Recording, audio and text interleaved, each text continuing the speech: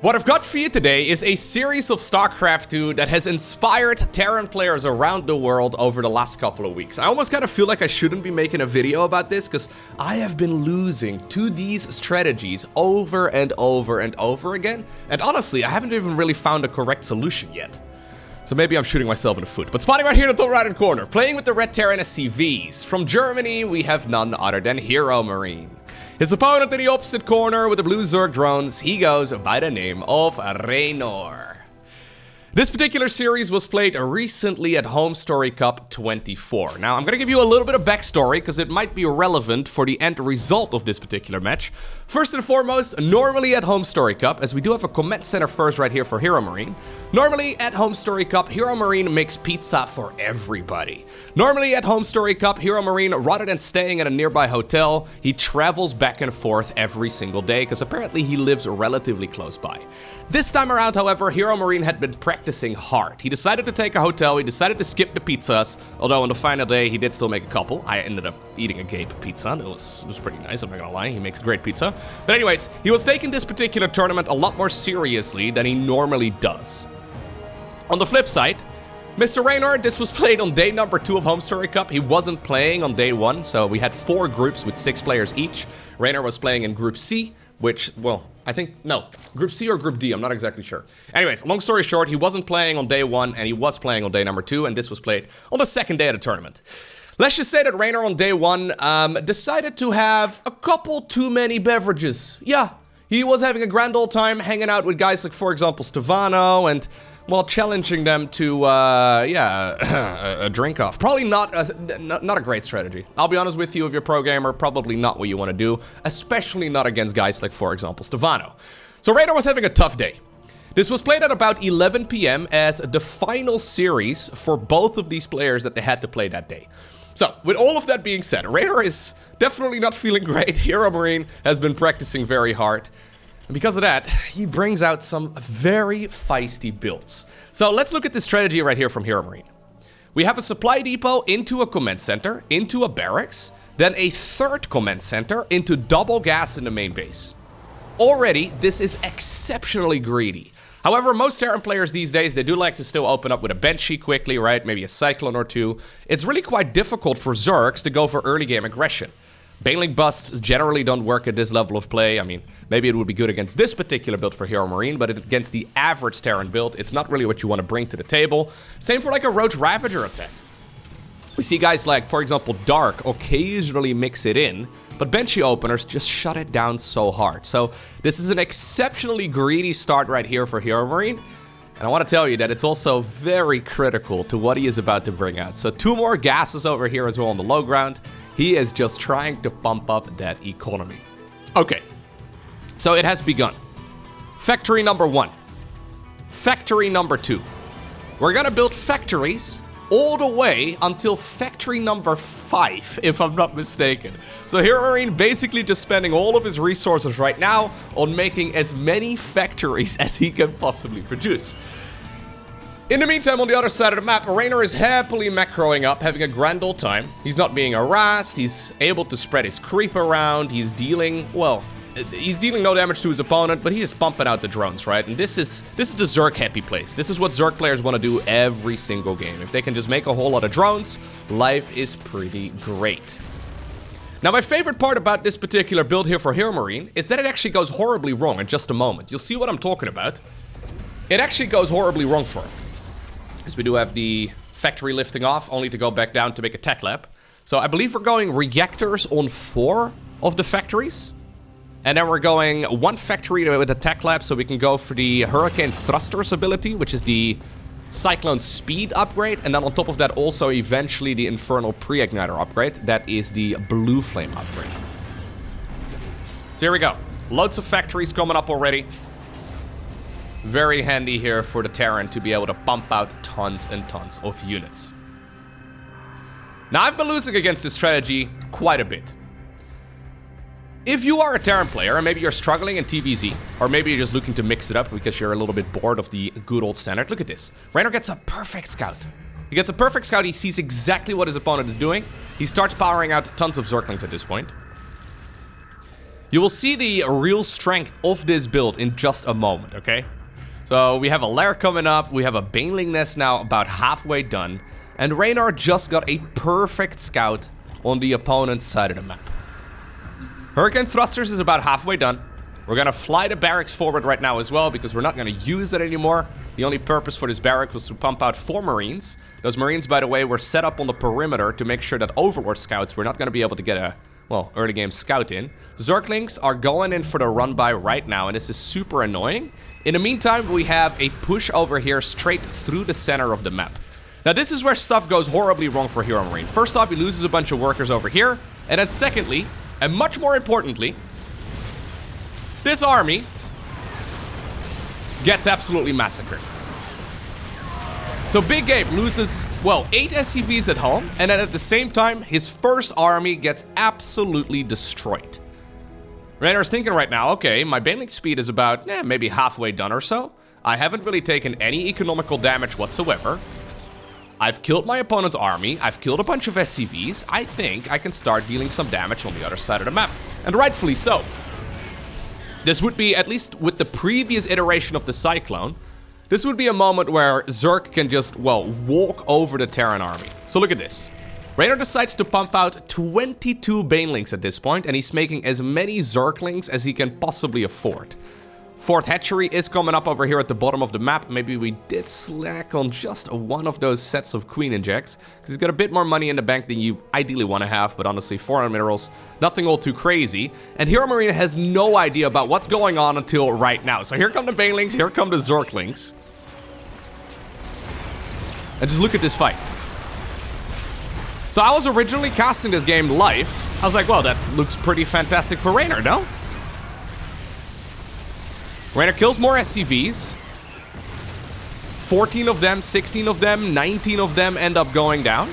Lots of Ling Bane also falls. And the majority of the Cyclones actually have survived. And now suddenly the Cyclones are thinking about going for a counterattack towards the other side of the map. In a way, this is HeroMarine playing Modder Battles, right? He's not making anything but Cyclones. I think actually on this map, knocking down those rocks there is super helpful, so you actually have another retreat path. More Zerglings managed to sneak towards the other side of the map right here, so through the left side of the map, we managed to sneak those across. More SCVs are going down, so we're talking 41 worker losses. The only thing that remains right now for Reynor is to clean up all of these units from the opponent. You know what I learned from this particular series? The new Cyclone, while worse overall as far as damage output goes, it is much better against Zergling Baneling. Like in the past, the previous Cyclone, it would not be capable of killing Ling Bane nearly as easily. At the very least, it wouldn't be too cost efficient. But these units are absurdly good against Ling Bane right now.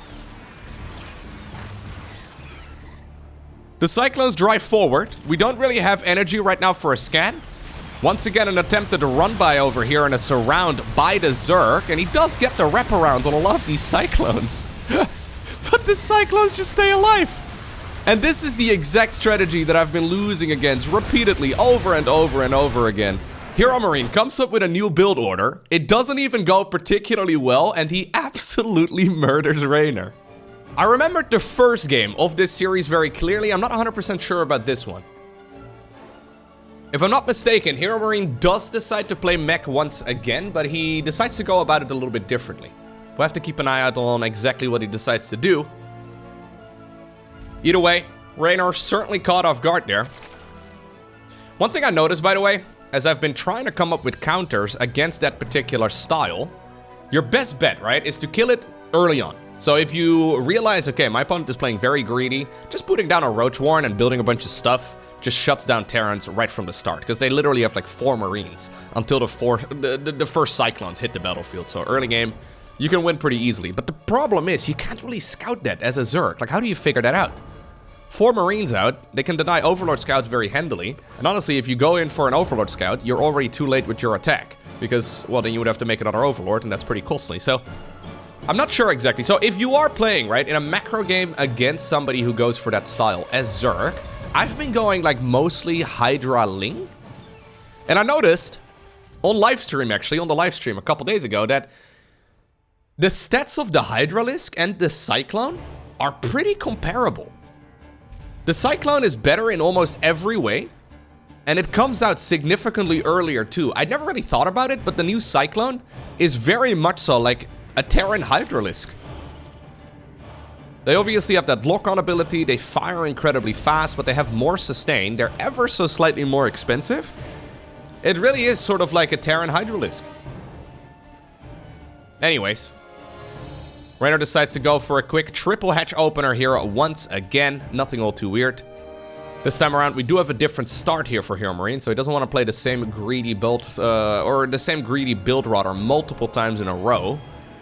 Gotta go for a single Reaper. Marine on the back of this. Factory as well. There's a reactor building. And this is all very normal, right? This is what we can consider the quintessential standard Terran build. Are we gonna go for another command center here, HeroMarine? We certainly could. Don't think it would be a bad choice. There we go. Okay. He was busy microing that Reaper. Only 4 health remains, but as long as it's above 0, I don't think the Terran's really going to get too bothered by it. Okay, so triple CC. Now we're gonna go for the starport. So this is all very normal. This is what we have seen from guys like, for example, Clem over the last couple of years. This is Maru's go-to build order. If you want to make this as safe as possible as a Terran, you should go for a tech lab right now and make a benchy or 2. Oh, I do remember this game, yes. I was just thinking, what did we do in this game? If I'm not mistaken, HeroMarine, yeah, he does go mech once again. He does focus on battle mech once again as well, so Cyclone Hellion. But I believe he also mixes in speed benchies. It's kind of ironic that somebody named HeroMarine is not focusing on the Marines at all. He's very good at playing bio, but not in this particular series. If I'm not mistaken, we're going to be going for the Hyperflight Rotors upgrade here on the benchies in just a moment. Yeah, I really like what HeroMarine's been doing lately. He seems to have stepped it up once again. He's been getting almost like outclassed a little bit over the course of the last year, so when the ESO Open Cup, this is the easiest example I can give you. When the ESO Open Cup was first introduced, HeroMarine would win the vast majority of them. But these days, pretty much every single weekly on the European server has been Clem versus MaxPax in the grand finals. Those two just keep playing against each other, and they eliminate HeroMarine along the way. I don't know if HeroMarine is still even participating in every single one of them. I can imagine he still does play in the majority, but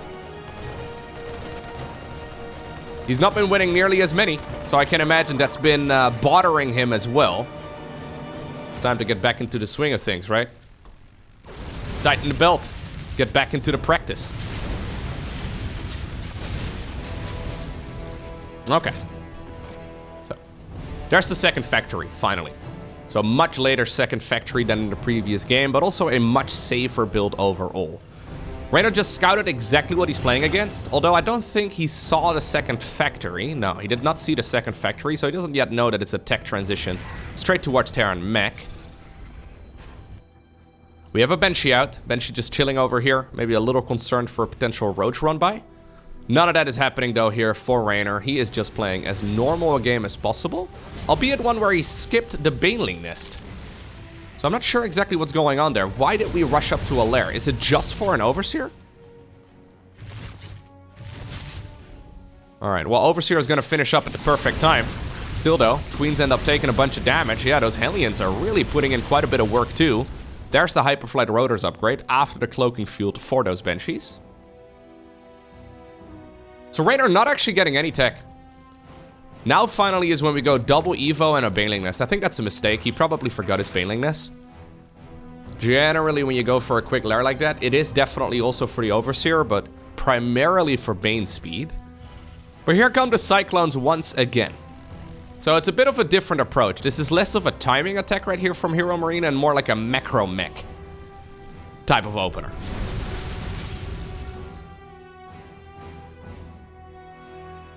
Historically, Terran Mech has always been a strong build, but not the preferred choice for most of the Terran players out there. it is not as tempo focused, right? So if you watch the top level Terrans, like again, for example, Klim, currently the highest ranked Terran in the world. That man will do a little bit of damage with one of his drops and then pile on the pressure and then pile on the pressure and then pile on the pressure. Over the course of like 10 minutes, he will bleed out any opponent, right? And you can't really do that with Terran Mech.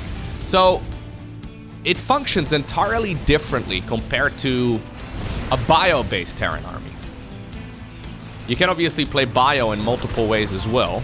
Like Maru tends to play it a little bit more passively. But anyways, big Zergling counterattack once again. This is what Reynor is very well known for. And it looks like this time around here it's working out for him as well. Double armory coming up right now. Slow Banelings, not really achieving that much. Jimmy over here trying his very best to help out against that Zerg army, but not going to really happen. Look how good these Zerglings, or these Cyclones rather, are against Zerglings though. Reynor going into the missile together with the melee, so he's going Hydraling Bane. We have that dance still happening over here in the middle, and here come the Speed Banshees. I love Speed Banshees. Honestly, one of my favorite units in all of StarCraft. Such a cool unit, but we don't really see it all too frequently. Still though, the Cyclone Hellion dance here, it is remarkable. I think a lot of Terrans looked at the new Cyclone changes and they were like, yeah, it sucks. It's worse in almost every way. And that was about the end of it. But HeroMarine is showing us that this is a unit composition that you have to respect. It's not as expensive as it once used to be. So I think that's one of the problems I run into as a Zerg as well, right? I look at this amount of Cyclones and I'm like, oh, that's, you know, every Cyclone is basically the cost of a siege tank, right? That's essentially what they were back in the day. Slightly cheaper. But right now, they're not like that anymore, but they visually still look identical. So in my mind, I guess those traits are just not as set in stone. And these traits here are not looking good for Reynor at all. Losing all of his queens there. 9 queens have gone down in this game. 4th command center in the meantime is done. We're going for 2 additional factories here in the main base as well. A Raven coming up. We're going double upgrades. This is nothing like the previous game.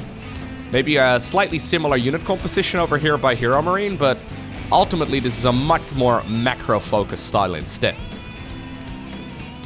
Banshee over here up north also finds another hatch. Base over here at the bottom is going to be acquired. Prioritizing the gases makes a lot of sense. With Terran Bio, you tend to need more minerals than you need gas.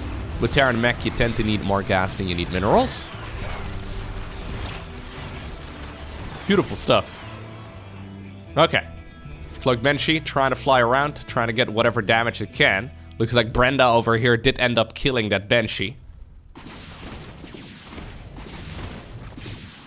One thing you kind of need as a Zerg against this sort of style is spellcasters. So both Vipers as well as Infestors are an excellent choice. Fungal Growth to really slow down the retreat of these units can be super helpful to then go for like a wraparound with Ling Bane. Or for example, a bunch of Vipers to abduct the opponent's units. So if you can abduct these units one at a time, every time you get energy on your Vipers, you can essentially pick off Terran units for free. Because the lock-on range of these Cyclones is really nothing to write home about. Okay, bit of an overextension right here for HeroMarine. He's gonna end up losing all of these units. But it's not as big a loss as it once used to be. Like in the past, when you lost this many Cyclones in the previous patches of StarCraft, that would essentially be GG. And I don't think that's what HeroMarine was hoping for, but he's slowly starting up the transition right now towards a more stable, a more rigid Terran Mech army. In the early days of StarCraft, whenever we saw any sort of mech play, it was always siege tank based. And it's still a very good style, it's just not really the preferred opener anymore. The problem if you go straight into like siege tank Thor, Hellion, right, the much more slow approach for Terran Mech, generally you just lose out against like 100 drones. You just go up against a Zerg who has 100 drones and they can just throw army at you over and over and over again, and you're just too immobile. This is a very mobile version of Mech. But ultimately, as the game, goes on, you do sort of need a bit more of a vanilla Mech army. You do need a little bit more of a siege tank backbone. So how many tanks do we currently have? Only 4, making 3 at a time though. +2 is gonna finish up in maybe a minute from now. Not bad. HeroMarine all the way up to 94 SCVs, by the way. Now adding on additional command centers. Reynor's had a lot of success lately playing TROLLS against Zerg, similarly focusing on tons of workers and just very expendable armies. So we do have, okay, Reynor trying to get a surround right here on his opponent's units, but it turns out HeroMarine is the one who ends up getting the surround. This is similar right here from HeroMarine though, focusing on a heavy economy. Nice pushback right here though by Reynor, but the siege tanks are sieging up. A couple Hydras here do manage to get on top of it. Anti-armor missile being used, and those Hydras in blue are getting absolutely destroyed. Reynor frustrated with this series, he decides to tap out, and it's HeroMarine who absolutely dominates Reynor here in this best of 3 series. I'd love to see them facing off against each other when Reynor is feeling at least closer to 100%, and now that he's had a little bit of time to think about these particular games. Very curious to see what he would change up in his build orders and his strategies, because personally, I'm not entirely sure what you need to do as a Zerg. Well played, of course, by HeroMarine, showing us that this mech army is viable. Very cool to see. After 13 years of StarCraft 2, new strategies still popping up.